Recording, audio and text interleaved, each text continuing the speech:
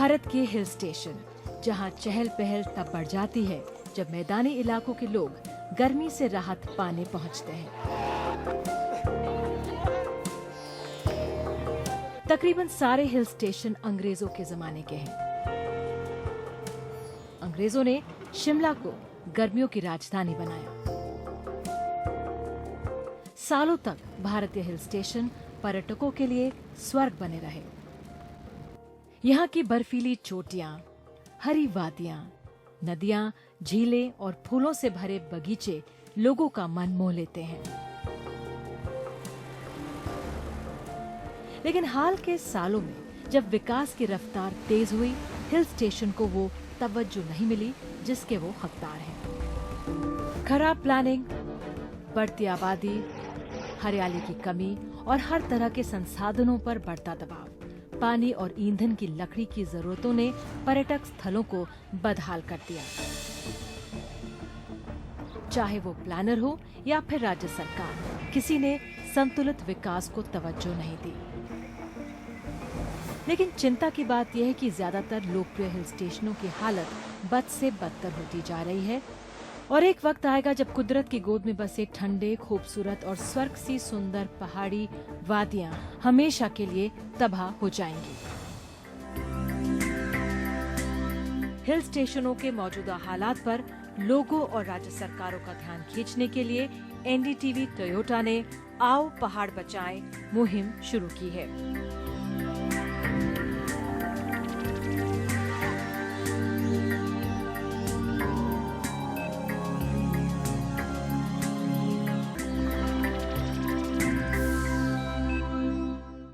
नमस्कार, NDTV Toyota आओ अपने पहाड़ बचाएं की इस विशेष प्रस्तुति में आपका स्वागत है। आज हम बात करेंगे हिमाचल और उत्तराखंड के साथ साथ देश के दूसरे हिस्सों की भी। जब हमने हिमाचल छोड़ा तो हमने जाना कि हम जिस भी राज्य में जाएं, वहां पर हिमाचल की थोड़ी सी यादगार इन मीठे सेबों के रूप में होती है। सेब की एक खेती हिमाचल को सालाना 2000 करोड़ रुपए का कारोबार दिलाती है, लेकिन बदलते मौसम की मार इस मेवे पर कुछ ऐसी पड़ी कि यहाँ के एक्सपोर्टर्स और किसान दोनों चिंतित हुए। एफडीए की खबरों ने यहाँ पर फौरी उम्मीद की कुछ तस्वीरें जगाई हैं, लेकिन क्या ये पूरा सिलसिला एक साथ मिलाकर हिमाचल के इस जायके को बचाने में कामयाब होगा? एक खास रिपोर्ट।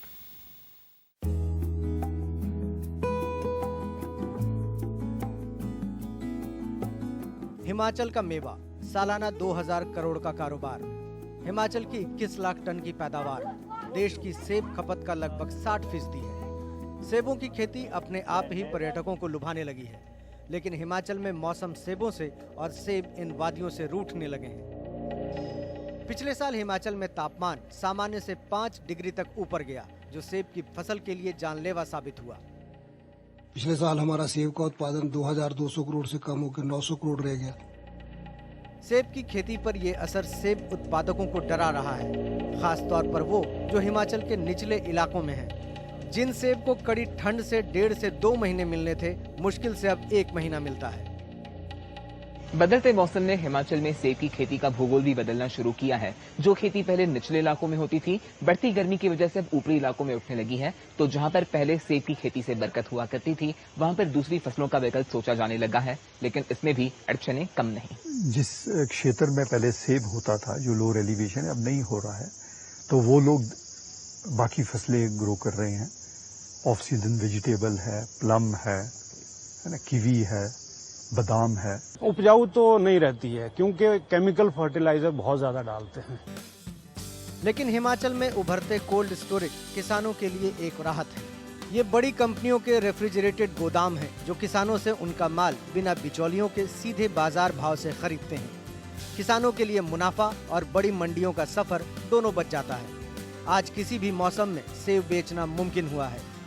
विदेशी निवेश की आहट ने किसानों के लिए उम्मीदों का नया रास्ता खोला है। जब ये फैसिलिटी नहीं थी तो किसानों को यहाँ से 250 किलोमीटर 300 किलोमीटर दिल्ली मंडी जाना पड़ता था, जहाँ पे उनके पास कोई अल्टरनेटिव नहीं होता था और मिडल मैन बहुत होते थे, जिससे किसानों को उनकी प्रोड्यूस की वैल्यू नहीं मिल पाती थी। जो अदानी की फैसिलिटी आने से उनको उनके वैल्यू प्रोडक्ट का एक्चुअल वैल्यू मिल रहा है and they are happy now with this. लेकिन इस रुझान पर आशंकाओं का सुर भी उठ रहा है। फलों के दामों पर इन गोदामों की लगाम रहेगी। जिन किसानों के फल मौसम के मारे हों, उन्हें शायद ये रास्ता भी ना मिले। आखिर मौसम का ये मिजाज हिमाचल के करीब 2 लाख परिवारों और किसानों से जुड़ा है। रामपुर रोहड़ू से कैमरा पर्सन संजय कौशिक के साथ Yogesh Damle, NDTV India. India's #1 news app just got even better. Download NDTV's new app. Fully optimized for retina display. Full screen view. Faster response time. And Sudoku. NDTV's new iPad app. Download now.